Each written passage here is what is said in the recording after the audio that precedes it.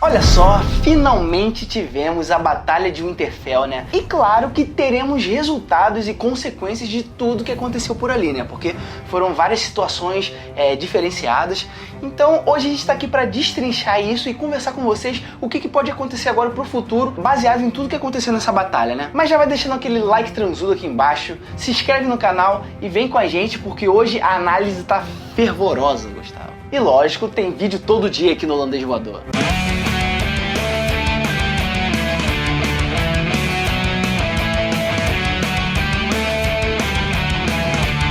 Bom, a gente não pode deixar passar as mortes que aconteceram nesse episódio.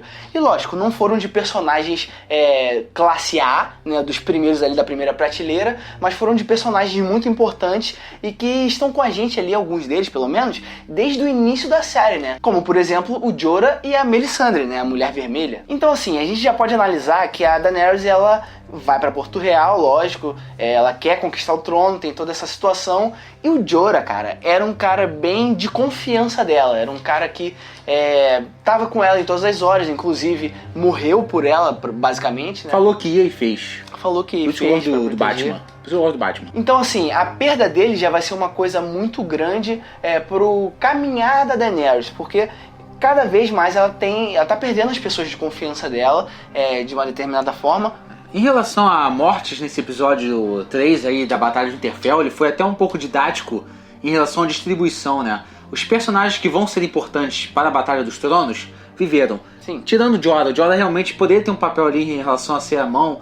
Se bem que o Tyrion já é mão do rei, da rainha, né? Sim. Mas isso levando em consideração a possibilidade da Daenerys sentar no trono. Exatamente. O que talvez não seja tão claro assim, né? Tão óbvio. Primordial pra essa batalha, talvez a gente tinha o Tyrion, o Jaime, São os Lannister, o Jon e a Daenerys, basicamente. Porque, lógico, a gente tem a Sansa, a Arya, que também são personagens classe A importantes. Vão ser importantes pro trono, sim. Com certeza, só que a gente imagina, bom, vai lutar contra a Cersei, então tem que ter os irmãos dela, né, que seria interessante essa situação. Inclusive, pra mim, a Arya assinou o papelzinho atestado ali de rainha, pra mim. Ela tem que sentar nesse trono aí. Tinha que sentar, né? Verdade. A regicida, a Arya regicida. É porque, assim, a gente não vê a Arya como... A gente não vê esse objetivo na Arya, né, dela sentar no trono. Ela tem outros planos pra vida dela, eu acho. Mas é aquilo, né, cara? Se me oferecerem 10 milhões, eu vou aceitar. Nunca falei que eu quero, mas se me oferecerem, eu vou aceitar. Tipo o Jon, né? Com a questão dele ser rei do norte, tudo veio a ele, tudo foi oferecido a ele. Ele não foi em busca de nada e acabou conquistando algumas coisas. Mas é porque o Jon é um herói clássico. Sim. E o George Martin, que é um autor que tem a tendência a fugir do clichê, fugir do óbvio, ele mesmo admite que o Jon Snow é um herói clássico. Tem entrevistas dele falando. Ele falou, se eu pudesse escolher um personagem pra ser, eu escolheria o Jon Snow. Sim. Por ser um herói clássico. Então acho que vem coisa aí, vem pegadinha aí, capaz do Jon talvez vir a falecer, mas eu não sei. E como eu falei anteriormente, existe a Melisandre também, né? A Mulher Vermelha, que é um personagem muito importante durante toda a saga de Game of Thrones, na verdade, né? Ela esteve em alguns momentos bem importantes pra trama ali, com o Stannis primeiro, né? Depois ela foi ali com o pessoal da Muralha, então... Tem todo um contexto dela estar buscando alguém que seja ali o escolhido para poder, né, vencer tudo, o Rei da Noite. E no nosso olhar pareceu que era a Arya mesmo, né, essa pessoa, tanto é que ela chega à Arya e fala todas aquelas coisas para a Arya mata o Rei da Noite. Inclusive tem uma questão interessante em relação ao que a Melisandre fala sobre os olhos, né? Você vai fechar olhos castanhos, olhos azuis, olhos verdes. Como eu falei no review, nem sei se todo mundo aqui viu o review, mas a Melisandre falou isso pra Arya já quando elas se conheceram, algumas temporadas atrás, né? Sim. Inclusive foi aí que a Melisandre entrou na lista da Arya, porque a Melisandre levou o Gendry. Sim. E fez aquela sacanagem lá com o Gendry. A lista da Arya é aquela lista de morte, né? A lista de presente no Natal, pô. E a Melisandre falou uma verdade, né? Você vai matar, você vai fechar olhos castanhos, olhos azuis, olhos verdes. Olhos castanhos a Arya já matou, né? Que é o Walder Frey. Exatamente. Olhos azuis ela matou também, que é o Rei da Noite. Cersei tem olhos verdes. Verdade, cara. Faz sentido. E assim, a Cersei tá na lista da Arya e eu acho que é vontade de muita gente que isso aconteça. Mas eu acho que é muito certinho, É muito óbvio, né? É isso que eu falei agora. Muita gente quer que isso aconteça, então eles não vão fazer dessa forma necessariamente. A gente viu uma relação a isso, uma referência a essa questão do que a gente quer ou não, que é óbvio ou não, que é a questão da Arya matar o Rei da Noite. É uma coisa que ninguém... Tudo bem, como eu falei, é claro que alguém acertou, é claro que alguém falou, até porque, né, são personagens limitados e um relógio parado 2 vezes ao dia ele vai estar certo. Sim. Então se você ficar falando personagens, uma hora você vai acertar. Sim. Mas é claro que alguém deve ter elaborado uma teoria, mas o arco da Arya, a trajetória dela, não vai a encontro do Rei da Noite em nenhum momento. Não condiz a isso, na verdade. O que é lindo. Porque se o Jon Snow matasse o Rei da Noite ia ser muito clássico, muito clichê. E eu falo mais, até durante o episódio é difícil a gente imaginar que a Arya fosse fazer isso, né? Imagina, você... Tava na sua cabeça isso durante o episódio? Quando fala dos olhos azuis e tipo...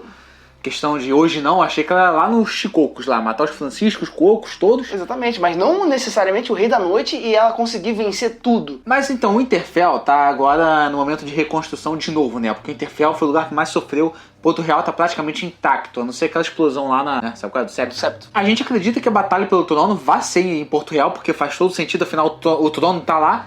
E a Cersei, ela tá defendendo o trono, ela não tá lutando por ele. Claro que ela tá lutando, defender o trono seria lutar por ele. Sim. Mas os interessados que venham, né? E como a gente viu, né, na preview, do review até que a gente fez ontem sobre o 4º episódio, o pessoal da Daenerys tá indo pra lá. Inclusive os navios que a gente acredita que seja a Yara chegando lá também, né? Então vai ser uma guerra numa escala que a gente não sabe se vai ser maior do que essa de Winterfell, mas em relação a pessoas, talvez seja maior, porque a gente tem a Yara, a gente tem muita gente do outro lado da Cersei, por exemplo, né?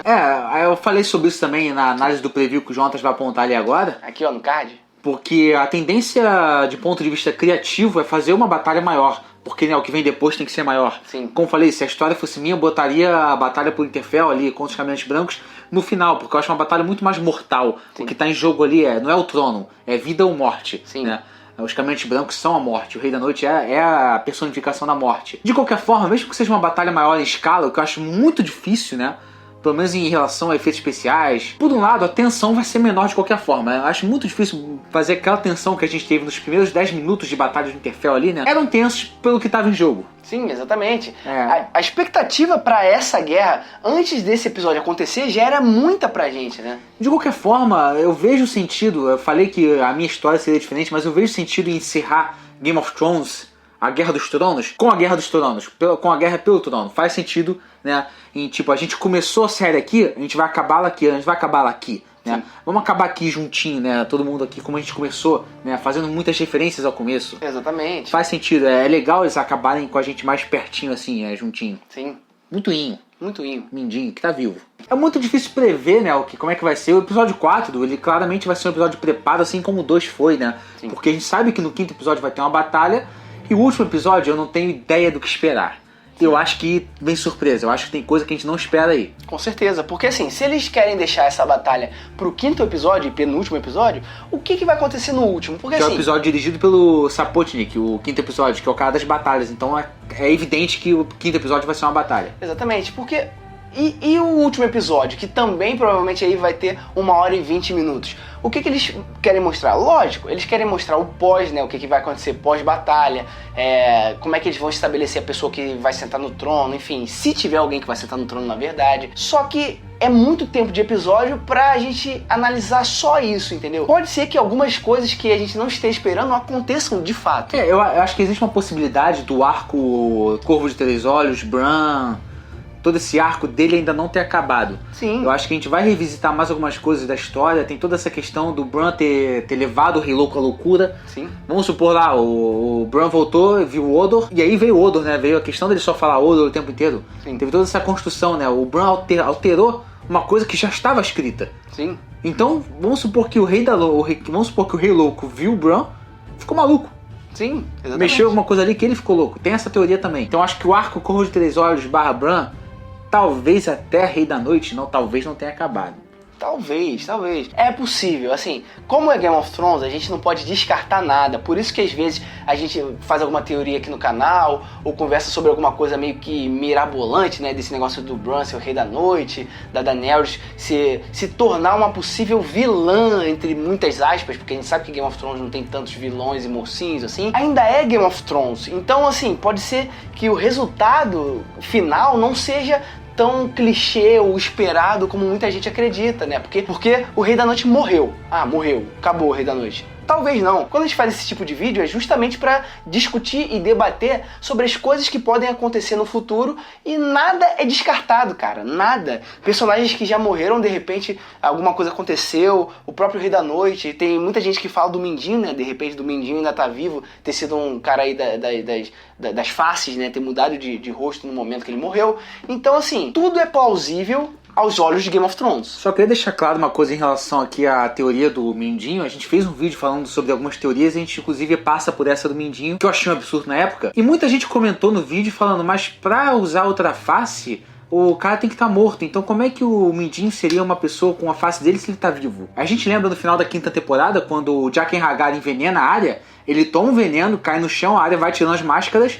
A última máscara é ela mesma. E ela tava viva, ela tá viva até hoje. Exatamente. Então tem mais coisas aí, não é tão né, didático assim, não. Exatamente. Mas eu acho que o Mindinho tá vivo, não, acho que ele morreu mesmo. Não tem tempo pra Mindinho aí. Mas o ponto é que assim, com tudo que tá acontecendo na série, com todas essas batalhas e a briga pelo trono, a gente não pode descartar nada. Esse que é o ponto. Então por isso que a gente gosta também de conversar aqui com vocês, pra poder falar alguma coisa que talvez seja interessante e às vezes até ouvir também do público alguma coisa interessante. Quando tem educação, né, Jonatas? Porque às vezes não tem, mas quando tem... A maioria das vezes a tem, maioria, né? Deixando claro que pra mim o Rei da Noite morreu mesmo. É muito incógnita quem vai sentar nesse trono, se é que vai haver um trono, se é que vai continuar sendo uma monarquia em Westeros, né? Tem toda a questão de se tornar um novo tipo de civilização, um novo tipo de democracia, uma democracia mesmo, na verdade, né? Que é o final que eu mais acredito, assim, apesar de achar que é bonitinho demais, mas é muito difícil imaginar um final pra essa série. A verdade é que vai desagradar muita gente. Sim. Mas vai agradar a gente também. Eu acho que vai agradar a maioria das pessoas. Eu já tô muito satisfeito e feliz com o que a série me deu. Tem que ser um final muito inacreditavelmente ruim pra eu ter uma impressão, ficar com um gosto ruim no final. A gente falou da Daenerys, né, do pessoal que agora vai ter esse resultado pós-batalha, o que pode acontecer, mas também existe o lado de Porto Real, o lado da Cersei, né? Ela agora tá com a Companhia Dourada lá, ela tem o Euron Greyjoy do lado dela, que é um cara que tem um certo...